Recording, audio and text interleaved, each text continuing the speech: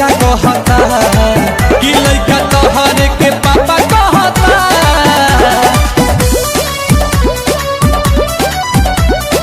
Music by Priyanshu Singh.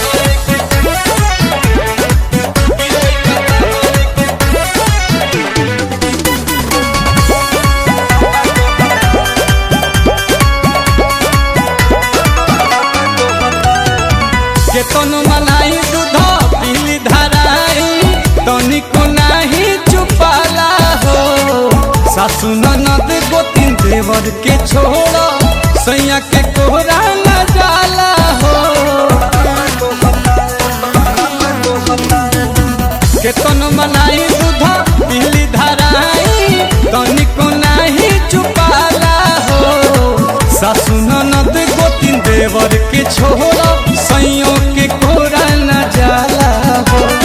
रही जात मन हमर भीतरे लजा के अपने देरी में कातू गइला सिखा के खाए के गोलगप्पा कहता लइका तोहरे के पापा कहता कि हमरा सैया जी के चाचा कहता लइका तोहरे के पापा कहता।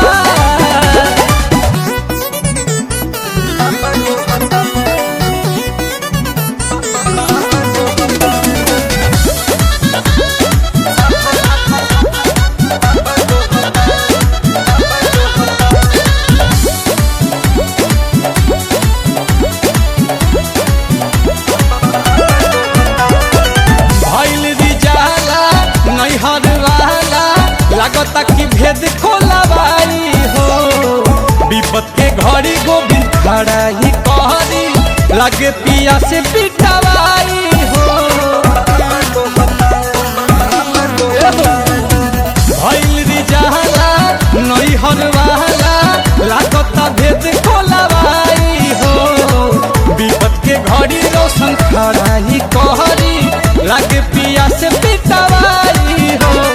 लवले आशुतोष बाई गजबे के धान सोना पे पताई जाला नीलकमल के गाना हमरा इज्जत पर धापा रहता लइका तोहरे के पापा कहता कि सोझा सबका ही साफा कहता।